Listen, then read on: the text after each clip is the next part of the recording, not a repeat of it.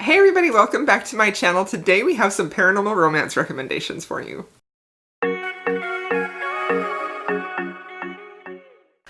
Okay, so I have a lot of books on this list. A lot, so hopefully this video won't be so super long, but paranormal romance is very near and dear to my heart. This is one of those subgenres of romance that I really got into, but I also sort of stayed within a few authors and just kind of read and reread their works. But when I look back on my reading journey, paranormal romance played a huge role in developing my reading taste, and it was just a lot of fun, a lot of a good time. And I read kind of a diverse, I read within a few authors that were popular, but I also kind of looked to some YA and maybe some fantasy that had a little bit of romance. So this whole list are going to be some books that have really a broad range of how much romance is in them and how much of it is paranormal. But I'll always tell you before the book, just how romance heavy it is. They all have romance in them for sure, but some of them it definitely is kind of just like a little bit of a taste, and some of it it's like bam, the whole thing, you know? So alright, here we go. So the first books on my list that are actually the newest books to me that I have read in paranormal romance that I have fallen in love with. They're extremely popular, but I feel like they deserve the top spot on this list because they're just so good. And that is the Immortals After Dark series by Kresley Cole, starting with A Hunger Like No Other. This series is fantastic. It's incredible. It is so compulsively readable, like you just get completely sucked in and don't want to put it down. At least that's how it was for me. I loved it so much, especially with this first book. I have only read the first 3 in this book, but I am definitely planning to carry on and read more. I love it and adore it so much. Every book goes with like a certain couple, so the whole concept of the Immortals After Dark series is really paranormal creatures finding their fated mates, and they also have like some side plot or adventure or something they have to overcome in each book to able to achieve their happily ever after. So the first book follows Lachlan, who is a Lycae, or like a werewolf, and he is been kept underground. He's been tortured for centuries, and he is really wishing he would be dead instead, when all of a sudden he smells his mate walking above ground, goes to some extreme measures to break free to find her, and this book is their story of trying to fall in love. It's their story of falling in love, but also coming to terms with the concept of fated mates. It was just so good. I loved it so much. I recommend this whole series. There's vampires, werewolves, demons, angels. I don't know if there's angels actually. Witches. It's very good. Super good. So if you've been waiting to try this, you should definitely try it this year because it's good. And the next series or books on my list are none other than the Nighthunters series by Janine Frost. This was my first ever paranormal romance book that I read as far as I can remember. I love it. This couple is still one of my all-time favorite couples ever. I adore them. They're just wonderful. So this book follows Kat, who is a half vampire, and Bones, who is a vampire, but he's also a bounty hunter. They team up in this first book to try and find Kat's father, who was the vampire. And in exchange for Bones helping Kat find her father, she agrees to train with him. Like, he wants to train her so that she can be like a fighter, to be able to battle and hunt vampires. Honestly, I was sitting here trying to think of, I read these so long ago. I think I'm pretty sure I read these 10 years ago. 9 or 10 years ago. And I honestly don't remember much of the plot at all. So I really am thinking that I may reread this series, at least this first one, because I just remember loving it so much. So keep in mind, as I recommend this, that last time I read it was 10 years ago, but I still really have very fond feelings about it. So it was super good. I don't think I finished this whole series. It was a long one, but it was very good. Definitely recommend it. And carrying on with the Nighthunters world, something that Janine Frost does is she has spin-off books and series from that first main character from Cat and Bones, and I read 2 of those earlier spin-off books. One of them was First Drop of Crimson.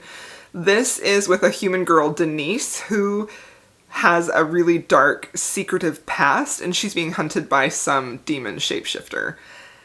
And Spade is a very old vampire who somehow becomes duty-bound to protect Denise, and it's basically their love story. And I remember absolutely loving this. I think I may actually have liked these 2 spin-off books a little bit more than the first one in the Nighthunters series, but it was very good. Highly recommend it. Another book that was a spin-off in this. Now, if you go to Janine Frost's website, she has all of the books in order, and like her reading order that she recommends them, because some of them, you know, you would want to read in order. You don't have to, of course, but to get like the best plot and to understand, like, to not be spoiled by things, you can read them in order.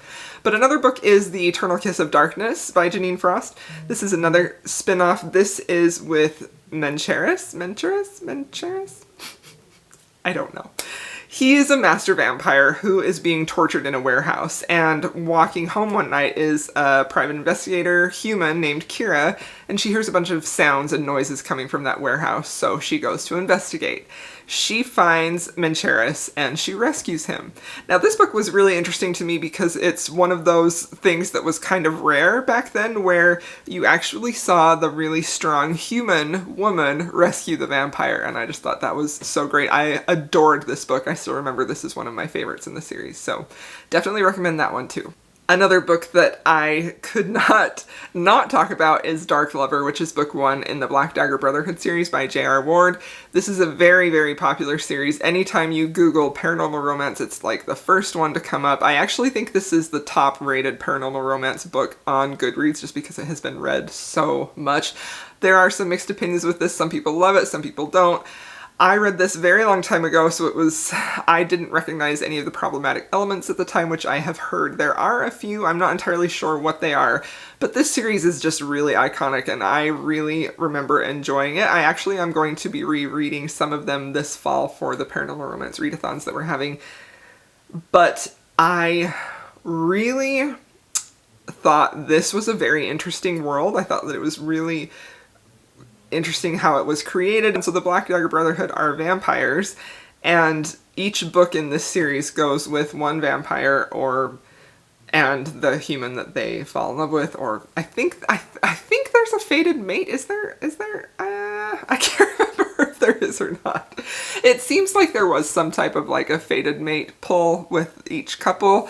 Maybe not, but I don't know. You can correct me if I'm wrong. But so the first book follows Wrath, who is the only pure vampire who is left. He is the leader of the Black Dagger Brotherhood, and his most trusted fighter has just recently been killed, orphaning his daughter behind. So his daughter is only half vampire, so Wrath takes it upon himself to go find her and protect her and sort of initiate her into the world of the vampires and teach her about stuff that she doesn't know.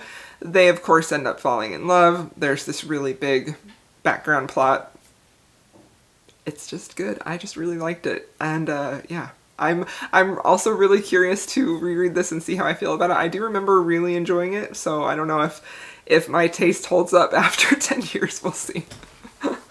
Okay, another paranormal romance book that I would recommend is Neilani Singh's Guild Hunter series. I've only read the first book in this series, but I did really like it, and I also felt like this book had a lot of potential for setup for future books in this. I definitely don't feel like this is the best book that I've ever read. I did really like it, and it intrigued me enough to continue on in the series. So this first book is called Angel's Blood. This book follows Elena, who is one of the best vampire hunters in the guild. She is really one of like the best there is. She is tasked by Raphael, who is the head archangel in New York, I believe, with a really important job. And that is to track down and capture or kill a rogue archangel. Raphael and Elena have a romance. It's definitely not one of my favorite romances I've ever read, although I've heard that it gets better, but the way that this world is set up is really super interesting. The vampires are actually servants of the archangels, which I thought was really cool. So yeah, this is a great series to check out if you want to try a paranormal romance series by a great, well-loved author.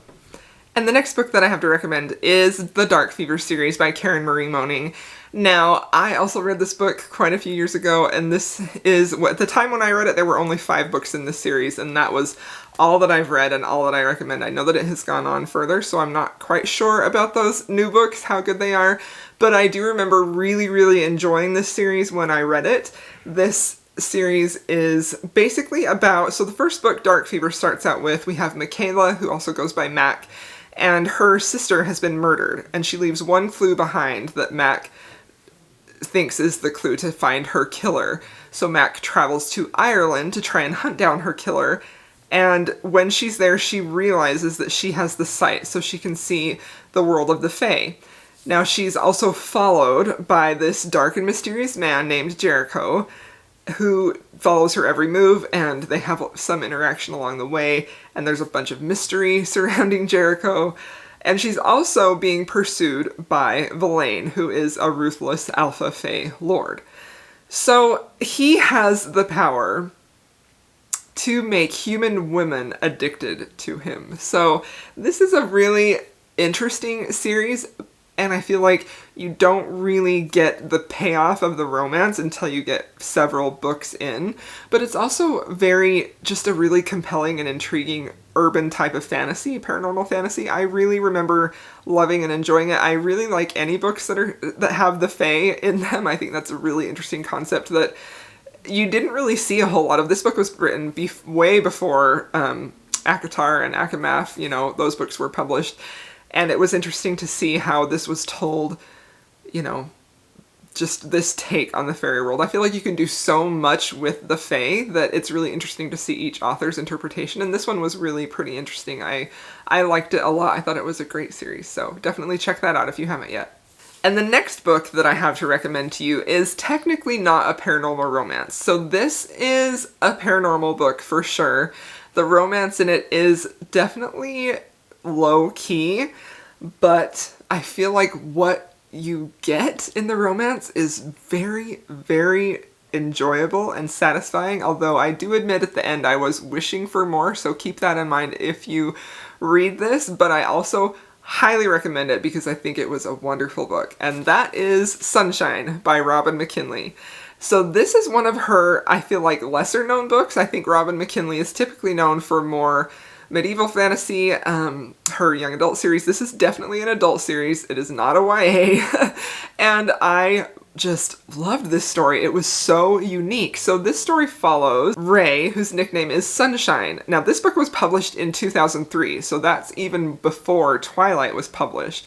And this is one of the few books before Twilight where we have a sympathetic vampire character with a conscience and a young woman who saves him. And it was just really interesting to me. So we have Constantine, who is the vampire, and he is captured, and Sunshine, they're captured together, and she ends up freeing herself, and at the same time she frees Constantine.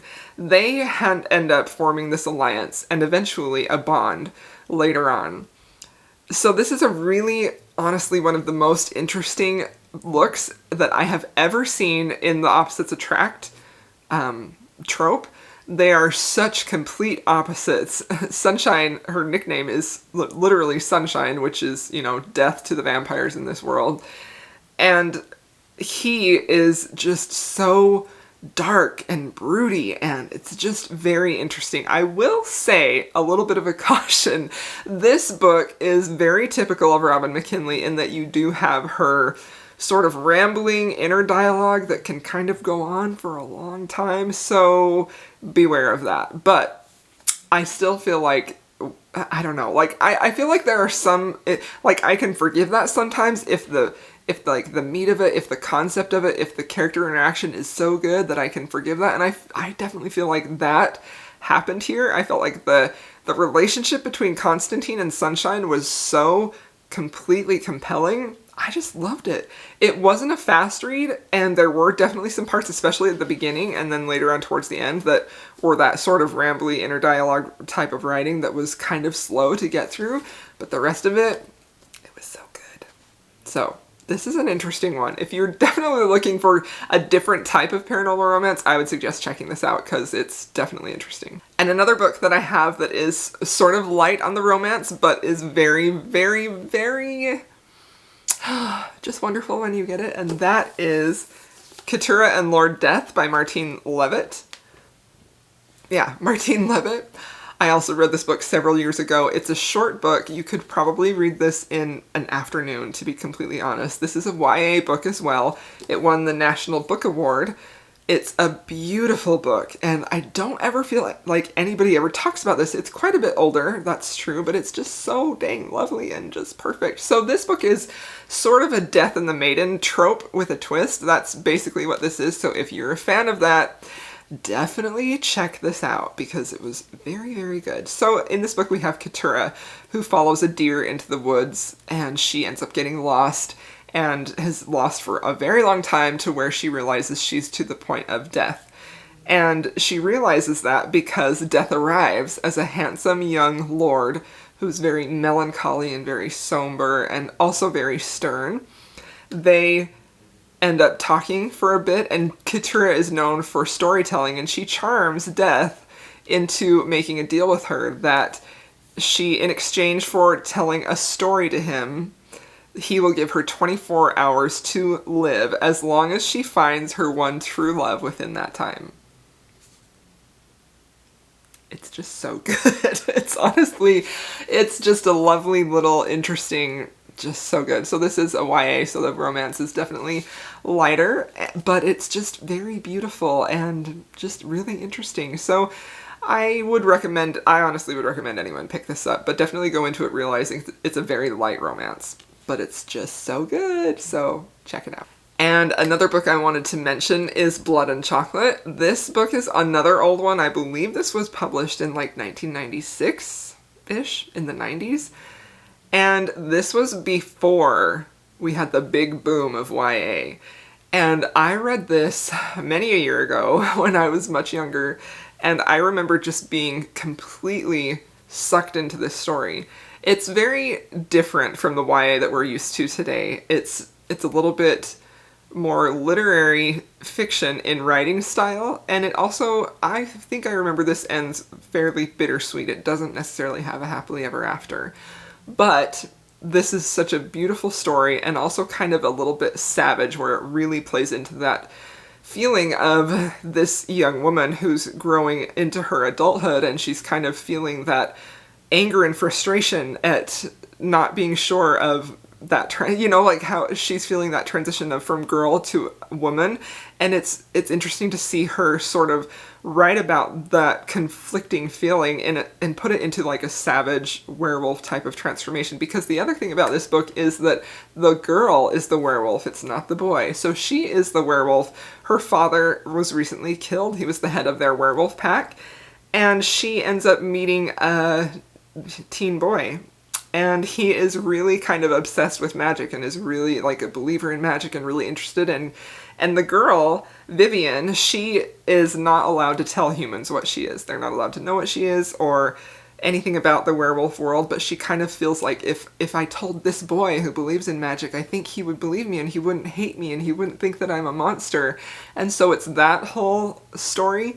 It's just very interesting and just really good. And if you want to see what YA looked like before we have what YA is now, I highly suggest this book because it was honestly very incredible. Bittersweet, but doing a lot within the short pages of this book. It was interesting for sure. Now we have come to the books that I want to read. These are not books that I've read yet, but these are books that are on my radar for paranormal romance that I am very interested in and that I think I will read. I also mentioned some in my paranormal romance readathon video. I mentioned some books that I really want to read, so I'll link that down below if you want to have some more ideas for books that I'm interested in reading for paranormal romance.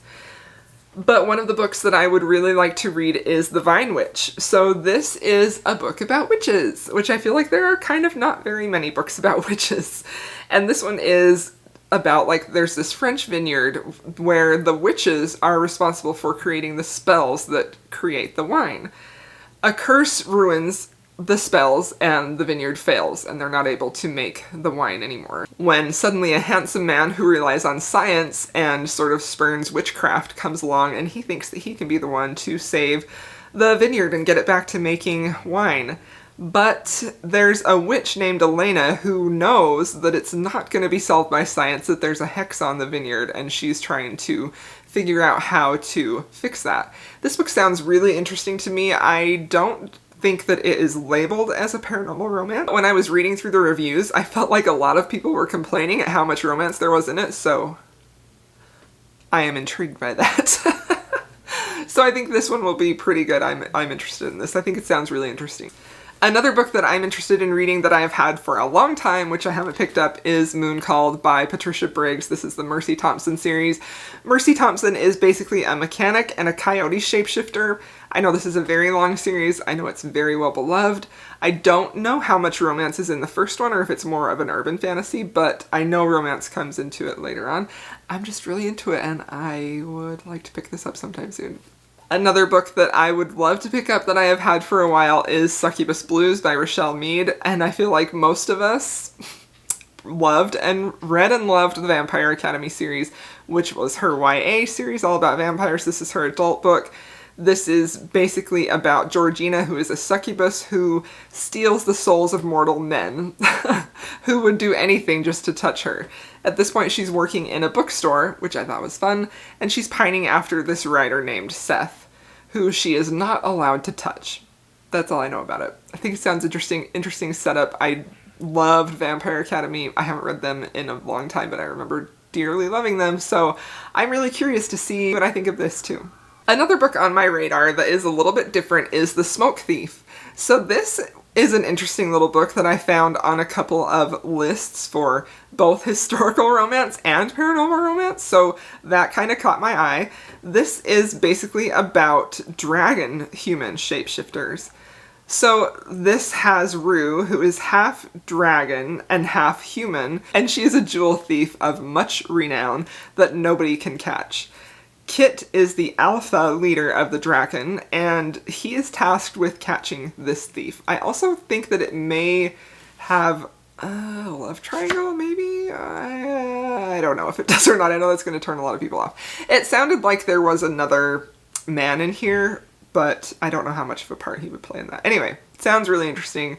I'm curious to see what I think of this. Another book series that I really want to read is the Once Burned series by Janine Frost. I know this is a spin-off of the Nighthunters world, Nighthunters series, and this one features Vlad, the Vlad, Dracula, and Layla, a human girl. That's all I know. That's all I really need to know. I'm interested. I want to read it. Another book by Janine Frost series that is a spin-off is the Shades of Wicked series. I think this is her newest series. And this follows Ian, who is a master vampire who made an enemy of a demon who now claims his soul. There's the woman Veritas, who is sort of like the police for the creatures like Ian, but she wants to get back at that demon who sort of has Ian's soul. And so they team up. Ian and Veritas team up to bring the demon down, and of course, they have a romance. Another book that I really want to get to is Sacrifice by Katie Robert. I know this was just released. I have heard great things about this. I just recently started reading Katie Robert, so I'm very intrigued with this. This is basically about a half human, half vampire woman who is sent to a vampire by her father to be used as a blood bank. Malachi is the vampire, and he is not the vampire that she thought he was, so intrigued with this one. Another book on my radar is Mating the Huntress by Talia Hibbert. This was about Luke, who is a werewolf, Chastity, who is a monster hunter. It's got Talia Hibbert as the writer. Halloween vibes. That's all I need to know. This is a novella, short, would be a good one to pick up for readathon because you'd be able to read it quickly. Some other books I just saw on my shelf that I can't believe I haven't read yet that are paranormal romance are The Darkest Night by Gina Showalter. This was actually recommended to me by one of you guys who has been watching this, so I really, really, really want to pick this up soon because I have never read Gina Showalter's adult books. I've read her YA books many a year ago, but I've heard good things about this series, so I want to read it. Another book that I have that I forgot all about is this book by Teresa Medeiros, which came in one of my historical romance lots on eBay. It's got a step back, of course it does. I know pretty much nothing about this other than it is a historical romance with a paranormal twist, and I believe the brooding gentleman in this is a vampire. I'm super interested in this. Another book that I have on my shelf, which I was really, really excited for, I think it came out, was it this summer or last? I don't know. It came out pretty soon. I was super excited for this because it seemed like the return of the YA vampire novel, but then it started getting kind of negative reviews. But I still want to read it, and that is Crave. Obviously, this cover is sort of like a, very similar to Twilight, but high school vampires, like, I just really, I like that. I can get down with that. I don't know. We'll see what I think about this.